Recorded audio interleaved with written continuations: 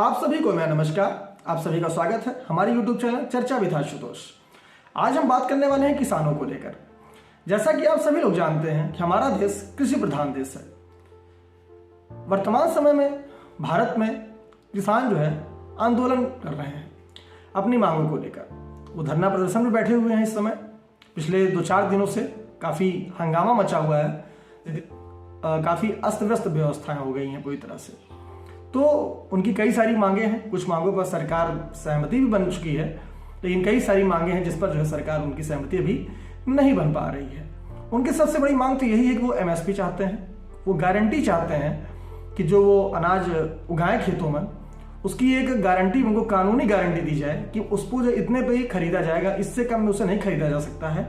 अगर उससे कम उनको पैसा दिया जाएगा वो कोर्ट जा सकें, उस पर जो है कोई कानूनी कार्रवाई वो कर सकें। वहीं साथ ही साथ उनका ये भी कहना है कि हमारी फसल खरीदी ही जाए। मतलब सरकार को ये भी वो गारंटी चाहते हैं सरकार की तरफ से कि सरकार को हमारी फसल खरीदनी ही पड़ेगी। मतलब सरकार जो है मना नहीं कर सकती फसल खरीदने से उनकी। अगर सरकार के पास ज़्यादा हो जाए तो उससे फर्क नहीं पड़ता, लेकिन उनको फसल खरीदनी पड़ेगी।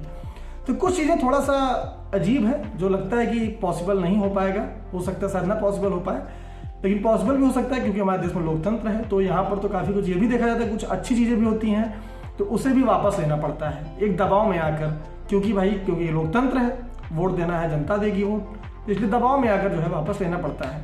जैसा कि हम लोगों ने कृषि कानून में देखा था कि सरकार बहुत ज़्यादा दबाव में आ गई थी और दबाव में आकर सरकार ने उस कानून को वापस ले लिया था। बाकी ऐसा नहीं है कि पूरा कानून ही पूरा खराब था, उसमें कुछ अच्छा था ही नहीं, ऐसी बात नहीं थी। उसमें कुछ पॉइंट को हटाया जा सकता था, उसको लागू किया जा सकता था, लेकिन किसानों का विरोध प्रदर्शन इतना ज़्यादा था, इतना ज़्यादा एग्रेसिव हो गए वो किसान जो है उस समय, कि उनको वापस लेना पड़ गया। अब तमाम तरह की बातें चल रही हैं, मीडिया में बातें चल रही हैं, तमाम लोग बातें कर रहे हैं। कुछ लोग कह रहे हैं कि ये असली किसान नहीं है, किसान तो अपने खेतों में काम कर रहा है। कुछ लोग उनको खालिस्तानी भी कह रहे हैं।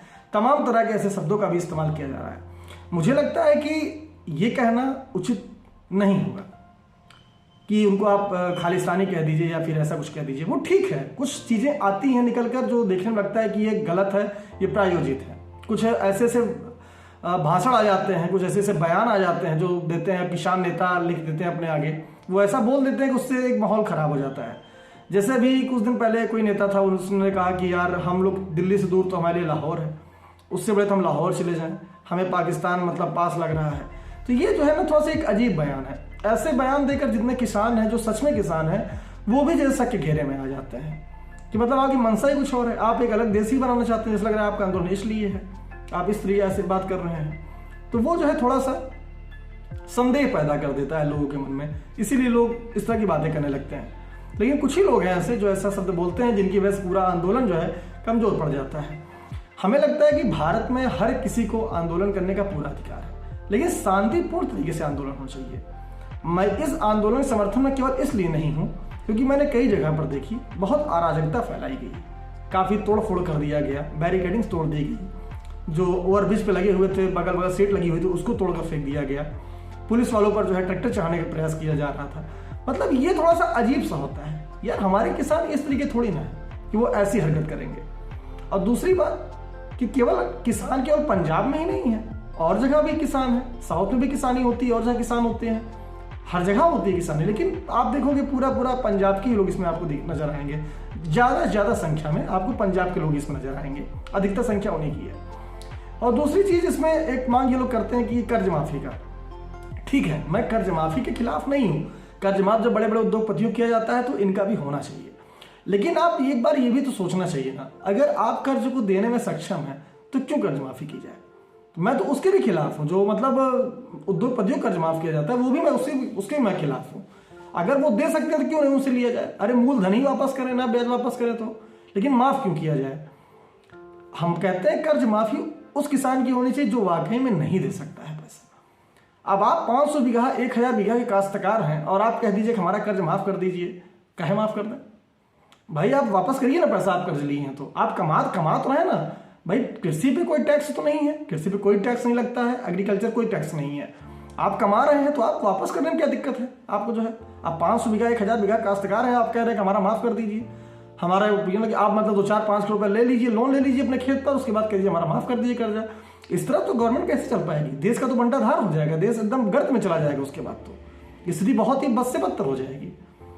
और फिर एक मांग की गई उसमें कि 58 साल के ऊपर जो है उनको जो है 10,000 रुपये जो है पेंशन दी जाए।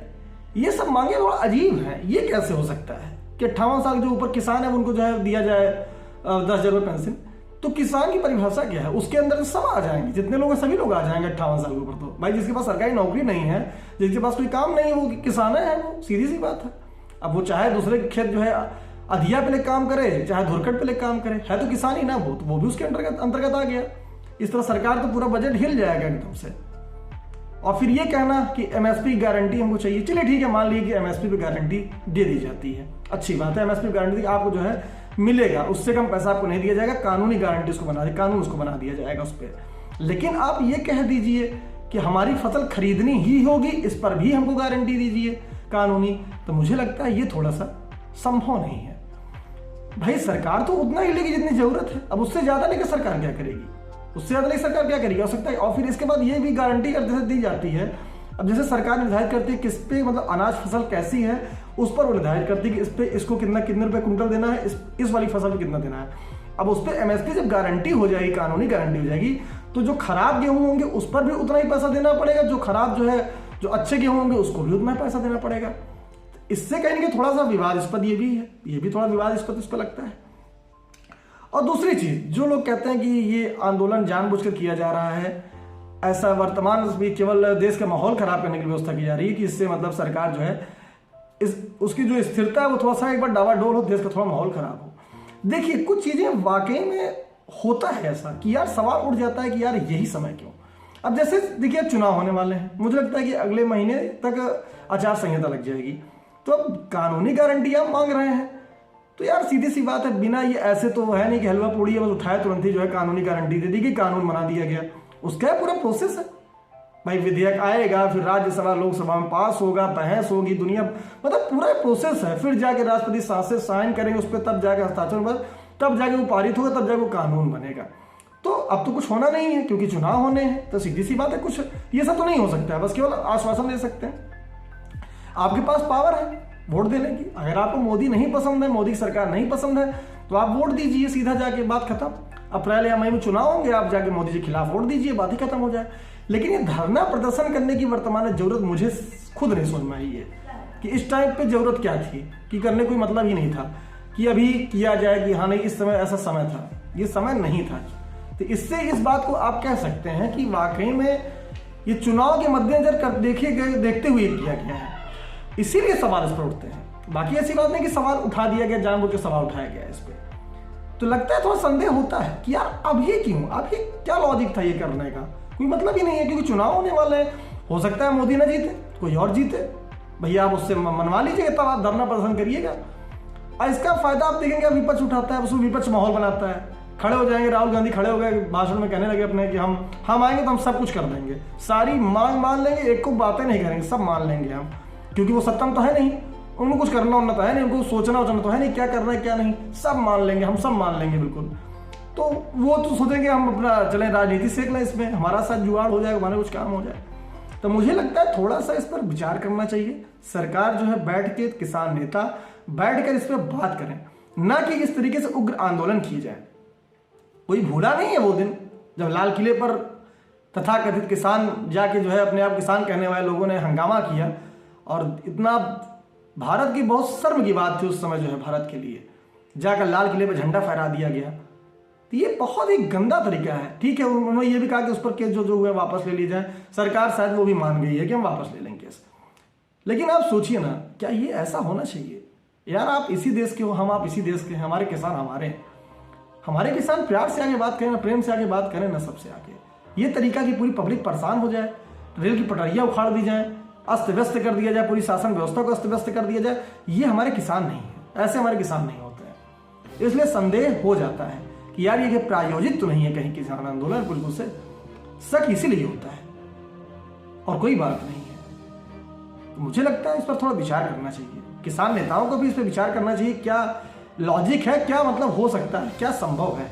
अनावश्यक मांग नहीं मांगनी चाहिए, अनावश्यक डिमांड नहीं करना चाहिए कि मुझे ये कर दो, मुझे वो कर दो। ऐसे तो अगर सरकार से अगर मांग मांगती रहेगी ना, तो यार फिर मतलब क्या निकल गया, कल को फिर और कोई आ जाएगा, बैठ जाएगा कि हमको ये दे दो, हमको वो दे दो। तो ऐसे नहीं होना चाहिए ना। फिर जो लॉजिक है, जो उचित है, जो देश के लिए उचित है, जिससे देश का भी नुकसान ना हो और हमारे किसान भाइयों का फायदा भी हो, ऐसा कुछ होना चाहिए, ऐसे एक सिस्टम बनाने चाहिए मुझे लगता है। तो मैं इसी बात पर अपनी बात को समाप्त करता हूँ। बाकी आप लोग स्वयं विचार करिए कि क्या उचित है, क्या अनुचित है। आप लोग अपनी राय जो है कमेंट बॉक्स में जरूर दीजिएगा। तो मिलते हैं, तब तक के लिए मुझे इजाज़त दीजिए।